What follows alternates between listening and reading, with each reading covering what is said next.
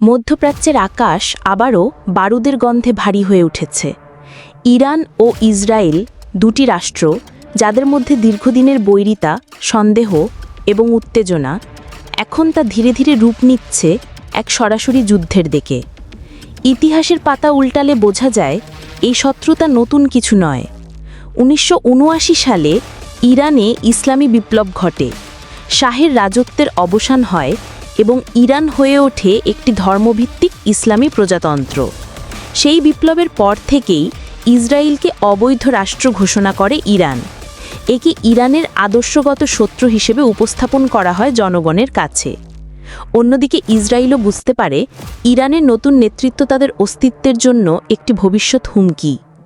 বছরের পর বছর ধরে এই দুই রাষ্ট্রের মধ্যে সরাসরি যুদ্ধ না হলেও চলতে থাকে ছায়াযুদ্ধ।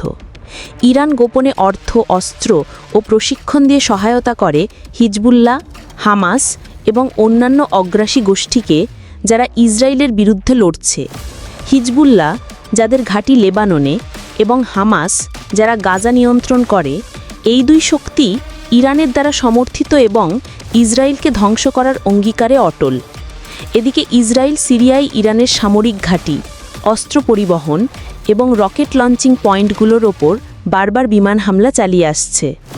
এর ফলে মধ্যপ্রাচ্যে এক ধরনের যুদ্ধ পরিবেশ স্থায়ী হয়ে উঠেছে, যেন বিস্ফোরণের আগে স্থির কোনো মুহূর্ত।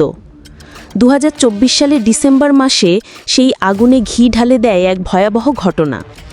ইরান সরাসরি ইসরায়েলের তেলাবিব শহরের দিকে ক্ষেপণাস্ত্র ছোড়ে।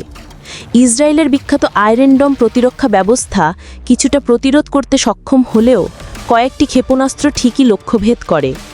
জনজীবনে দেখা দেয় আতঙ্ক, কিছু এলাকা ধ্বংস হয়ে যায়, প্রাণহানিও ঘটে। এটি ছিল বহু বছর পর সরাসরি ইরানের একটি আক্রমণ, যা ইসরায়েলকে আরও বেশি আগ্রাসী করে তোলে। ইসরায়েল তখন দ্রুত প্রতিক্রিয়া জানায়। তারা শুধু সিরিয়ায় ইরানি ঘাঁটিতে হামলা করেই ক্ষান্ত হয়নি, বরং ২০২৫ সালে জানুয়ারিতে ইরানের ইস্পাহানে অবস্থিত একটি পারমাণবিক গবেষণা কেন্দ্রে চালায় উচ্চ পর্যায়ের সাইবার হামলা। ওই হামলার কোলে বলা হয় ইরানের কিছু গোপন পারমাণবিক ডেটা ও গবেষণাগার ক্ষতিগ্রস্ত হয়। যদিও ইরান এসব অভিযোগ অস্বীকার করে, তারা স্পষ্ট জানিয়ে দেয় এই হামলার জবাব আসবেই। এখানে যুদ্ধ সীমিত থাকে না কেবল বোমা ও গুলিতে। যুদ্ধ ছড়িয়ে পড়ে অনলাইনে, সাইবার জগতে, মিডিয়ায় এবং বিশ্ব কূটনীতির পটভূমিতে।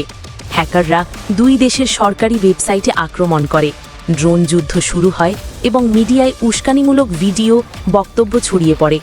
এই যুদ্ধে সত্য ও মিথ্যার মধ্যেও শুরু হয় এক নূতন সংঘর্ষ, যাকে বলে তথ্যযুদ্ধ।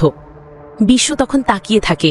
জাতিসংঘ দ্রুত যুদ্ধবিরতির আহ্বান জানায়, কিন্তু ফলাফল খুবই সীমিত। যুক্তরাষ্ট্র প্রকাশ্যে ইসরায়েলের পক্ষে অবস্থান নেয়, কিন্তু তারা সরাসরি যুদ্ধ চায় না। ইউরোপীয় ইউনিয়ন চাপ দেয় কূটনৈতিক সমাধানের জন্য। রাশিয়া ও চীন যদিও ইরানকে কৌশলগতভাবে সমর্থন করে, তবে তারা প্রকাশ্যে যুদ্ধকে উৎসাহ দেয় না। এই পরিস্থিতিতে আশঙ্কা তৈরি হয়, যদি এই সংঘাত এখনই না থামে, তাহলে তা সৌদি আরব, কাতার, সংযুক্ত আরব আমিরাত, এমনকি তুরস্ক পর্যন্ত ছড়িয়ে পড়তে পারে। ইসরায়েল ও ইরান উভয়ে যদি নিজেদের অস্তিত্ব রক্ষার জন্য আরও চূড়ান্ত পদক্ষেপ নেয়, তাহলে এটি হয়ে উঠতে পারে এক বিশ্বব্যাপী সামরিক বিপর্যয়। বিশ্লেষকেরা বলছেন, এই যুদ্ধ শুধু দুটি দেশের মধ্যে নয়, এটি দুই আদর্শ, দুই বিশ্বশক্তি এবং দুই ধর্মীয় রাজনৈতিক ধারা, যারা দীর্ঘদিন ধরে একে অপরের সঙ্গে সংঘর্ষে লিপ্ত। এর প্রভাব শুধু রাজনৈতিক নয়, অর্থনৈতিক, ধর্মীয় এবং মানবিক প্রতিটি দিকেই ছড়িয়ে পড়তে পারে। বিশ্ববাজারে তেলের দাম বেড়ে যাবে, খাদ্য সরবরাহে বিঘ্ন ঘটবে, অর্থনীতিতে মুদ্রাস্ফীতি দেখা দেবে এবং সবচেয়ে বড় কথা, সাধারণ মানুষের জীবন বিপন্ন হবে। এই বাস্তবতায় প্রশ্ন একটাই, এই সংঘাত কি সময়মতো থামানো যাবে, নাকি এটি হয়ে উঠবে তৃতীয় বিশ্বযুদ্ধের বীজ? হয়তো সবই এখন নেতাদের সিদ্ধান্ত, সংলাপ এবং শান্তি চুক্তির ওপর নির্ভর করছে।